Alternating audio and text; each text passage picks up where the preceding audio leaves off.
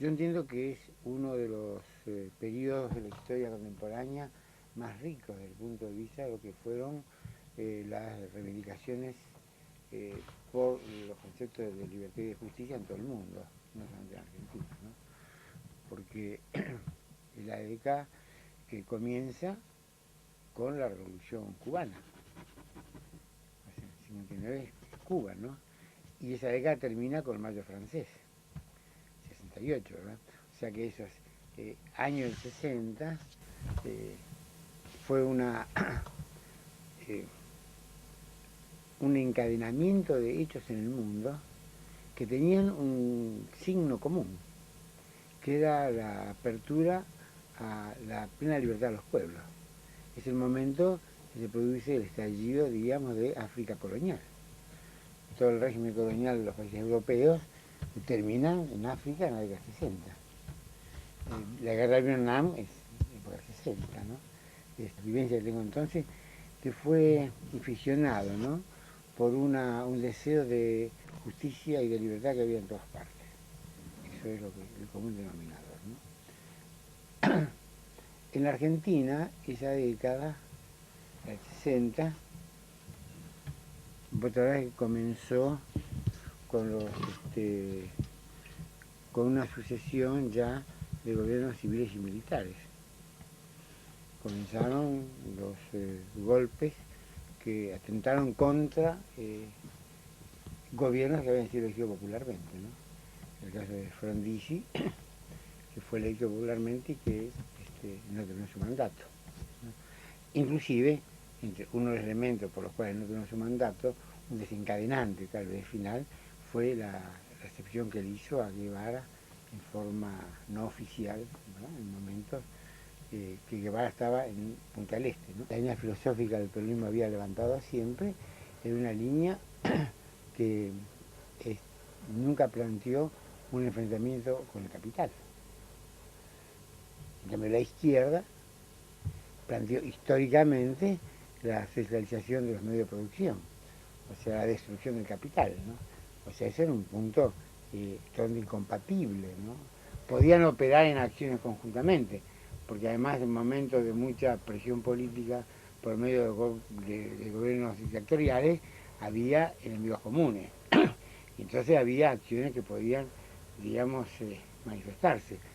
Te recuerdo simplemente que, si usted tiene presente, Trelew, la conferencia final de prensa en Trelew, antes del asesinato de los jóvenes que entonces representaban a los grupos armados, estaban formadas por gente de LERP y de Montonero. Y en esa conferencia de prensa, famosa, que se ha visto tantas veces, cuando vos oís los discursos, te das cuenta de las diferencias y también te das cuenta del respeto mutuo que se tenían. O sea que indudablemente eso es típicamente de esa década, ¿no? Aunque eso pasó después.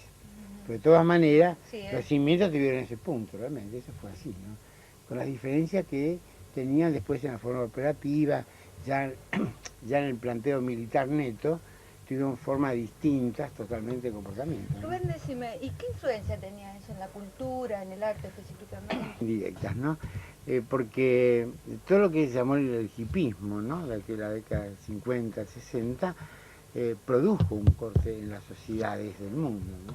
La produjo primero en Norteamérica, donde produce el hecho, el fenómeno, pero se expandió por todo el mundo, ¿no? Se expandió por todo el mundo y todos los jóvenes manifestaron su desacuerdo con el mundo que habían hecho los adultos. Esa posición y postura también está hoy, pero por otras motivaciones. Pero en aquel momento los jóvenes no querían, porque además habían vivido, les recuerdo, la guerra de Vietnam, donde muchos se negaron a aceptar tomar las armas para pelear. El Vietnam realmente conmocionó a la sociedad norteamericana.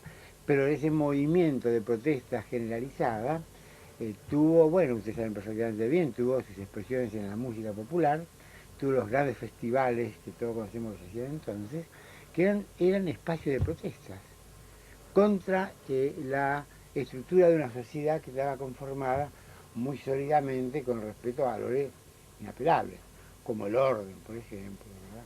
La seguridad, situaciones que se dan actualmente, ¿no?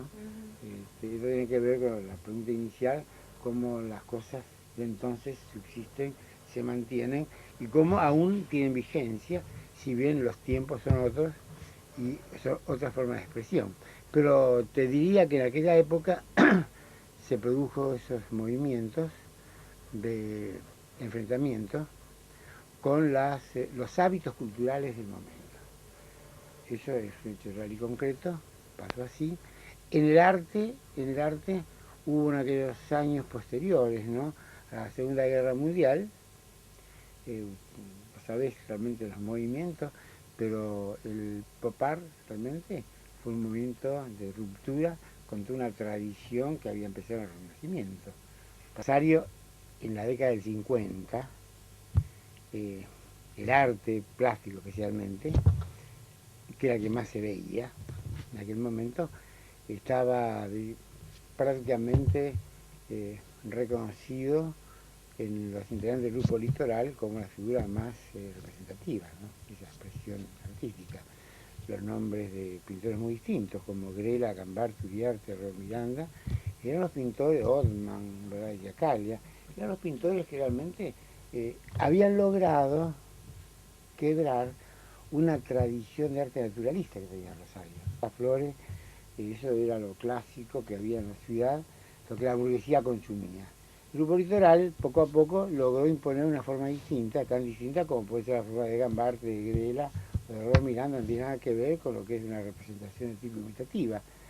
Llegaron a imponerla, llegaron a crear una burguesía consumidora de ese arte, que estaba formada por jóvenes profesionales en aquel momento, que tenían una apertura distinta y que fueron los que consolidaron por la década del 50, 60, un arte local, Rosario, que tuvo proyección, fue reconocido en otros medios, en Buenos Aires especialmente, como un arte que tenía cierta estructura local, eso de local por entre comillas, ¿no?, porque entre la pintura que hacía Gambarte y la que hacía Reo Miranda, o la que hacía Grela y Uriarte, no hay ningún parentesco tipológico, ¿no? Sin embargo, los críticos de Buenos Aires, me acuerdo con Vitruro, por ejemplo, planteaba que había un arte en el Litoral que tenía ciertas características.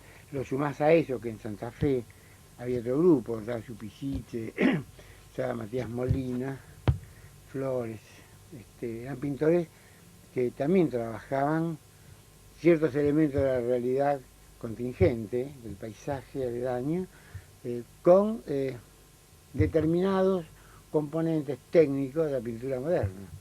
Entonces desde Buenos Aires se veía que en la zona litoral había una forma que se podía singularizar como pintura del litoral. Bueno, una juventud que luchaba, que tomó las armas para Sí, luchar. sí. En ese contexto también había grandes sectores populares movilizados, como fue todo lo del Cordobazo, Rosariazo, Sí. que generalmente eran sectores el estudiantado tuvo mucho que ver, pero sobre todo la clase obrera. Eso tuvo, digamos, una expresión, o después se ve expresado en el arte, o hay grupos de arte que salen conjuntamente a la calle. Bueno, ¿Cómo se vinculaba? ya que vos planteas ese tema, te digo, los Ariazos fue el 69, los dos, mayo y septiembre. Tucumán Arte hizo el 68, es anterior. Pero habíamos trabajado dentro de la estructura de CGT. Y además habíamos tomado bandera de CGT. Porque Rodolfo Walsh era el director del diario y daba líneas realmente que nosotros las aceptábamos como válidas. Tucumán Arte lo hacen los pintores, escritores, periodistas, sociólogos, básicamente los pintores que manejamos imágenes, ¿verdad? Pero es un movimiento que surge del campo del arte neto, donde no hay ningún presupuesto político profundo que determine a priori determinación, ¿no? Esa es la realidad concreta. Lo que pasa es que el resultado de ese accionar fue político, claro. Esto tal vez es un contrasentido desde el punto de vista de lo que es la lógica del pensamiento, ¿no? Porque de un supuesto estético no puede llegar a una conclusión política. Supuestamente es así. Esa es la lógica. Y en la realidad fue eso que les cuento, ¿no? Yo creo que Tucumán Arte no se puede incluirlo dentro de una obra de arte común y tradicional, de ninguna manera. Hubo elementos que manejaron los plásticos, le dieron, diríamos, forma a todo eso y le dieron contenido, pero a partir de supuestos netamente estéticos. La politización vino después. El grupo después se fue politizando, cambiando cosas, pero cuando se planteó Tucumán Arde, se planteó Tucumán como una obra que se iba a ejecutar dentro de los medios de comunicación, que en aquel momento era, digamos, lo que el campo de la creación en el mundo estaba imponiendo, ¿no? Hoy hablar de medio de comunicación, por supuesto, es absurdo, ¿no? Pero en la década del 60 no era absurdo. Cuando veíamos en aquel momento un trabajo de Mazota, nos parecía realmente que era una innovación, ¿no? Cuando planteábamos hacer una obra a partir de un medio de comunicación, después de una obra muy simple, cosa que entonces discutíamos, ¿no? Decíamos los pintores entonces, decíamos, si nosotros imprimimos un catálogo, ¿sí?, que diga, fulano tal expone en la Sorbona de tal día a tal día, ¿no?, y lo reparte, y lo manda a los medios, a los diarios, y los diarios lo reproducen, la exposición se hizo. Una obra que se gestó por un grupo muy grande de gente, que eran de Rosario, de Santa Fe y de Buenos Aires. No fue una reunión de amigos en un café que una noche resolvimos hacer la obra. Llevó un año de gestación la obra, con gente que venía de distintas áreas del conocimiento, y la Secretaría estuvo, yo te digo, estuvo inundada de gente los 10, 15 días que tuvimos la muestra, ¿no? Había gente que venía a la noche. Además el montaje permitía, pues no era el montaje de una exposición, donde pone el cuadro, el vacío, el cuadro, el vacío, la lucecita para cada cuadro, ¿no? Estaba todo atiborrado del piso al techo, con texto en los pisos, que habrán visto fotos, ¿no? Con las conocen, ¿no? Habíamos trabajado con los pisos, inclusive, o sea, todo, era imposible entrar y no ver algo. Ningún silencio, ningún vacío, ¿no? Era apabullar con información. También todo eso después llegamos, digamos, a entender que había un desarrollo teórico que explicaba el porqué de todo eso. Eso fue muy intuitivo todo, pero nosotros teníamos la sensación de que había que apabullar, ¿no? Que la gente tenía que sentirse realmente avasallada por la información negativa de una realidad tan negativa para la tucumana. Queríamos conmover a la gente, pero de todas maneras la obra fue eso. Era un lugar no tradicional, era un montaje no tradicional, donde nadie filmaba nada. No había un solo papel que tuviera el nombre de nosotros. No había catálogo en el nombre de nosotros. Era Tucumán Arde, el común denominador de todo eso, ¿no? Y además nada de eso se podía vender, ¿no? En aquel momento, después que hicimos la muestra, que terminó todo, la obra tuvo otros derroteros poco conocidos, porque como no era una obra que se podía comprar y vender, pero había amplia demanda. O sea, todo el material de Tucumán Arde íntegramente fue consumido por los grupos políticos de entonces, todos. Nos pedían los grupos, nos pedían miles de fotos sacamos. Entonces todo ese material fue dado a la gente que trabajaba en aquel momento en las villas, en los barrios, en las vecinales. Dimos todo, que se pueda plantear que hay una reactivación en los 70 de ninguna manera, ¿no? Entiendo que hay comportamientos sociales, fuera del campo del arte, ¿no?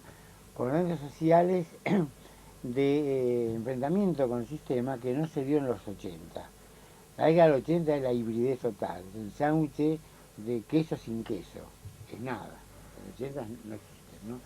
Pero en el 90, en el campo social me refiero, ¿no? En los 90 aparentemente ha habido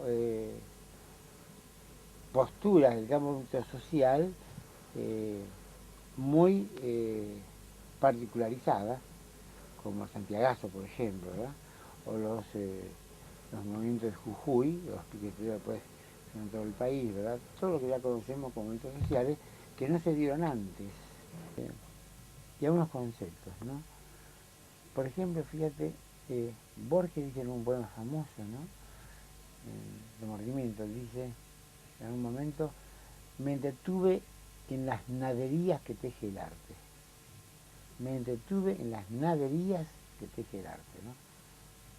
Bueno, está definiendo un campo, las nadas, las naderías. Por un lado. Y por otra parte, vos tomás a Picasso y Picasso dice el arte puede ser un arma de guerra. Dice Picasso, sirve para matar, para defenderse, para atacar. Entonces así, claro, cómo nos manejamos estos conceptos tan distintos, ¿no? Que tienen que ver con las propias obras de ambos dos, ¿no? Evidentemente. Y yo encontré, fíjate, no porque busqué, sino porque, bueno, por lectura, por cosas, encontré una definición, fíjate vos, que es de Lope de Vega, ¿no? O sea, 1600, ya, que él define el teatro y dice, Lope de Vega, el teatro es una ficción. Cosa que